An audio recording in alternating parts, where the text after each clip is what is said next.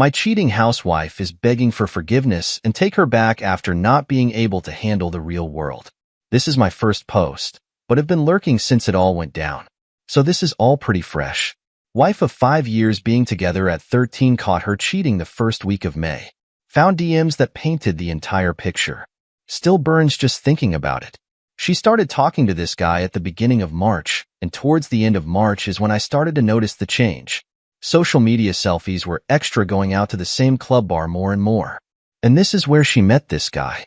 She would go with girlfriends and her mom and sisters. So at first I didn't think too much of it. But once she started coordinating going to this place, which is not like her at all, I knew something was up. I would randomly try to check her phone, but it had a complex password, etc. All the red flags.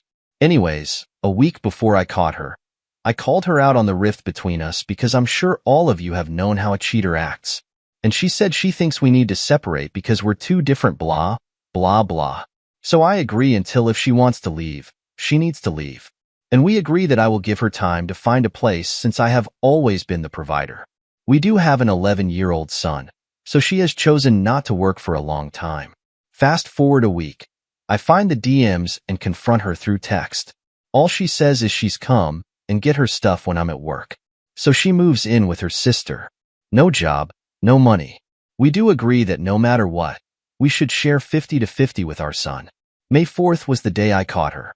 There was zero contact with her the first 2 weeks. Her own sister and mom were disgusted with her and trying to be a shoulder to lean on through the hell I was going through. I couldn't sleep, eat, or run my own company, so trying to hold it together has taken every ounce of me to keep this moving. Knowing that she threw away everything for a guy at the club makes me sick. What she is putting our son through for her own selfish desires. I have not been a perfect husband by all means, but I have been a faithful provider for our family the entire time. And so to rub salt in the wound, she starts going on social media posting lies that we've been separated for a long time and we are going through a divorce and that she met someone else. But everyone close to me knows the truth. I did start the divorce process through mediation because at least until now, we agree on almost everything, but I'm sure that will change. After a month of hell and no contact, me just avoiding knowing anything about her and her new life, I started to pick myself back up and kind of look forward to the future, at least for a few moments at a time. Then a week ago, she sends a half-ass apology text, first time admitting she was wrong. I ignored it and planned on not responding to anything that didn't have to do with our son or divorce. A few more the next day saying she wanted to talk and how sorry she was. Then the following day, about 100 voice texts and texts begging me to forgive her and take her back, and how she was blinded and will do anything to make it right. Turns out, she got a DUI a few nights before and I guess without me to hold her hand. Her world is crumbling around her now all of a sudden. I always believed in karma and that it would catch up to her, but I seriously didn't expect it to happen this fast. And for a brief moment, I felt a small victory for once after the month I just went through. But that faded fast, and for the past week and small progress I made has started all over again. I'm staying strong, but there is that little devil in the back of my mind tempting me to see if she is willing to change. But trust me, I know it's just a desperation attempt by her. This is ongoing now. She keeps saying that she will show me that she can be a better person, but I was better off when she was just living her new best life. Sorry for the book, and a terribly written one at that. There are so many more details that make it even more effed up, but this is the summary. But thanks for anyone that reads. This sub has been a place where I don't feel alone. Just reread what I posted and wanted to add a few more details. When I found the DMs, she had been sleeping with this guy for at least 3 weeks before she asked for the separation, saying she was going to the store or to her sister's house when she was going to see him. I would take my son to practice and go to the gym, kind of my routine after work. She would use that time to sneak around.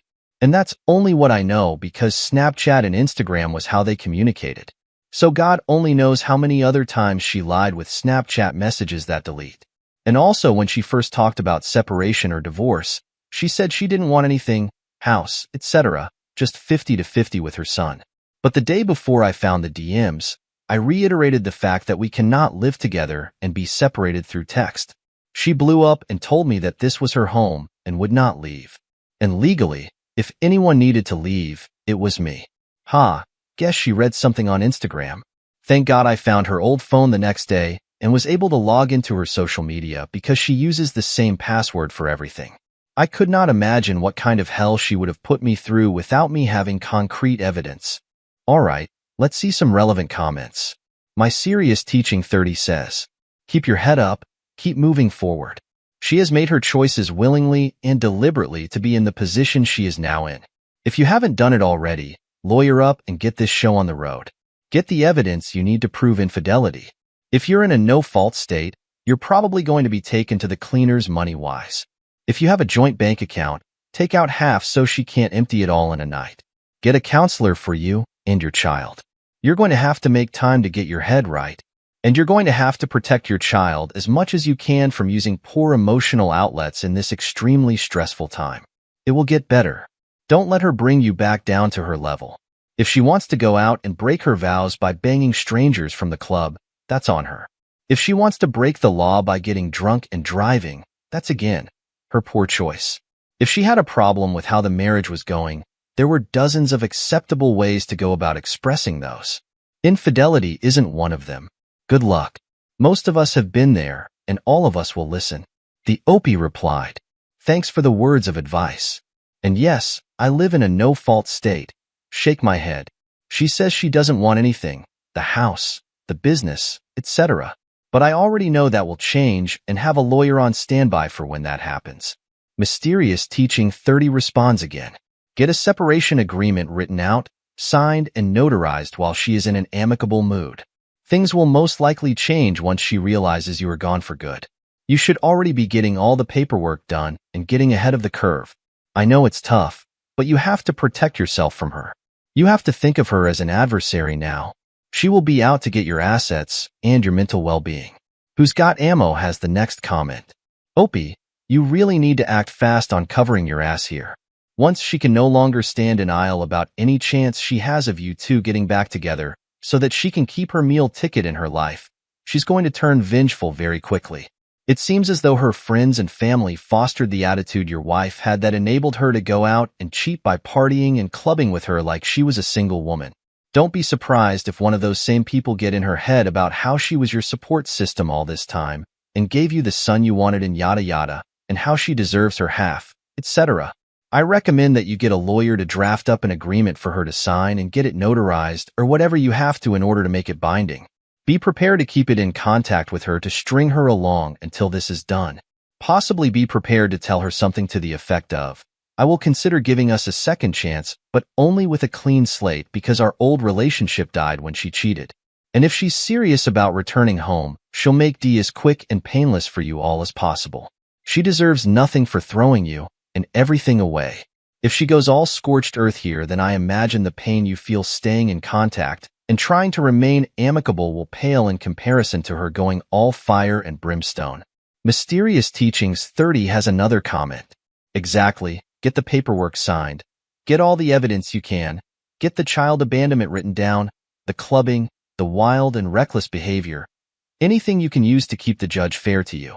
She will lie to judges and lawyers and put on the waterworks anytime she can, and when that happens you need to have physical evidence, and even that didn't work for a couple of my friends.